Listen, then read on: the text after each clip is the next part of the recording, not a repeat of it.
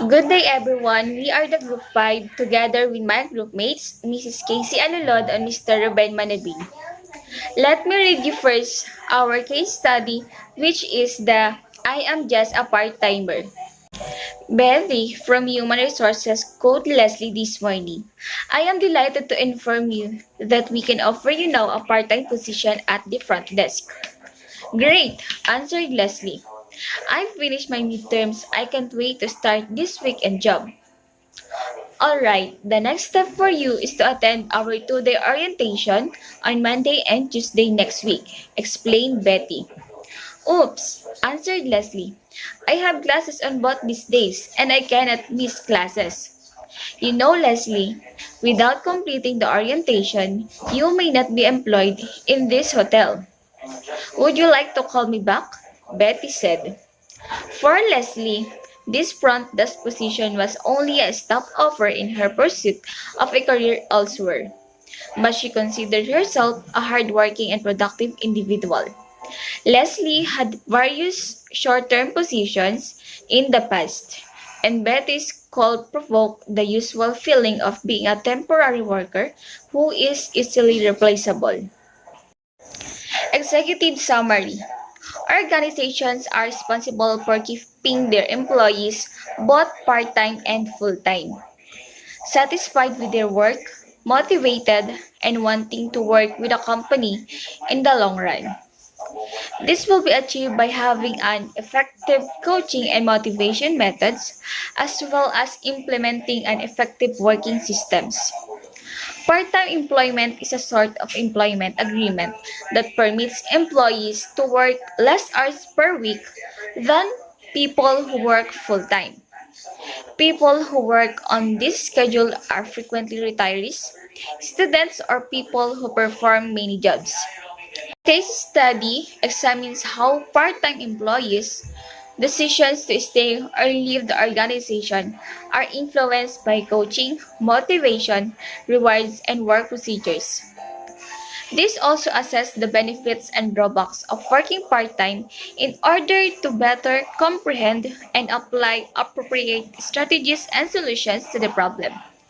It is then determined that having good work system and coaching are the best techniques for assisting part-time employees in balancing work and study, reducing the likelihood of them leaving the firm and maximizing the value of the time part-timers spend with the company. The next one is background. Part-time job is a flexible work arrangement in which employees work fewer hours than a full-time employee. It usually entails working fewer days per week, and employees are termed part-time if they work less than 30 hours per week on a regular basis. Students, particularly college students, make up the majority of individuals who work part-time, and students will spend the majority of their time studying at school and the rest working. However, some of them were put in a scenario where they had to balance their education and employment duties, which resulted in time management issues. Time management is essential for these students can maintain their life priorities. According to Pelivan 2013, most people, though they have so much time to do things, don't use it properly.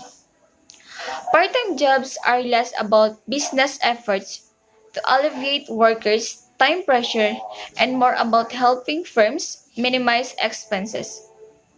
In the end, part-time work is nearly always the better option. Choosing a lower paying job is synonymous with choosing a lower paying job.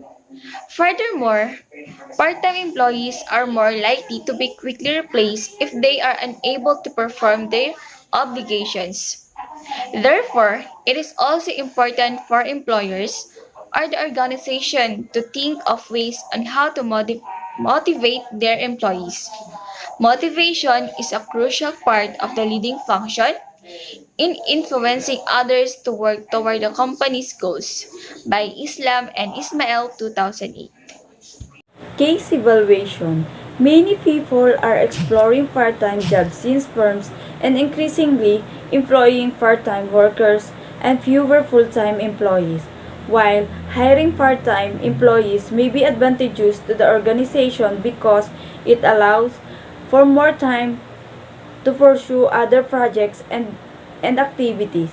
Open doors to new job opportunities, reduce stress, and improves health and many other advantages. There are also drawbacks such as the needed to attend orientation and trainings and the inflexible times causing employee to be worried about their schedules. Leslie in this instance had the same problem with her orientation interfering with her classes, making her unmotivated owing to the fear that a temporary worker could be easily replaced. Our teams come up to those proposed solutions that employees or companies can be used to improve or to solve the issues being faced by part-timers within the organizations. Proposed solutions. Considering the problem context. This is the first things employees to knowing the pulse of part-timers on the current working system to evaluate possible problems and solutions. Establishing new work system. Offer assisting a problem in a firm or workplace, employees need to build a new system that can possibly solve the problem within the organization. Coaching. As a part-timer are mostly students or people who does not have full knowledge about the work they are handling, it is important to teach them on the parts that where these part-timers lack of. Next is motivations. Aside from teaching them, motivations also plays a big role to make part-timers stay on their jobs. Um, Words of appreciation, salary increase, and healthy workplace are some of the factors that can motivate them. Conclusions and recommendations. One of the primary reasons why students choose to do part-time jobs, it is because of its flexibility in nature. Students are able to work less hours on their chosen schedules. It can be weekdays, weekends, or the night shifts. Its flexibility gives them the privilege to devote more time to their educations or other commitments. However, being a part-timer also has its downsides such as problem in time management, low salary, and the fact that they can quickly replaced by people who can offer better work efficiency. As being said, our group come with the recommendations. First is for employers to conduct or to know how current problems concerning their part-times to be able to evaluate possible solutions. Second is to offer evaluating problems, establish a new work system. To this, the organization can build a much more efficient, healthy, and effective workplace for everyone. Third is to enhance the coaching system for the part-times within the organizations. Company needs to give their employees, including part-time, proper training and professional development to become more effective part of the organizations. And lastly, motivations. It is being said that part-timers has a huge possibility to be quickly replaced by a much qualified employees. Organizations need to motivate these part-timers to stay in the company. Things such as salary increase, word of appreciations, and making them comfortable in a healthy workplace will surely motivate them. Implementations. To effectively coach, a manager must be collaborative rather than controlling, delegate duties and responsibilities responsibly, listen carefully, give fewer commands and ask more questions, and provide specific feedback rather than making judgments. Positive reinforcement, treating people fairly, addressing employees' needs, defining work-related goals, restructuring roles, and ensuring that employees will we have the best possibilities in the workplace.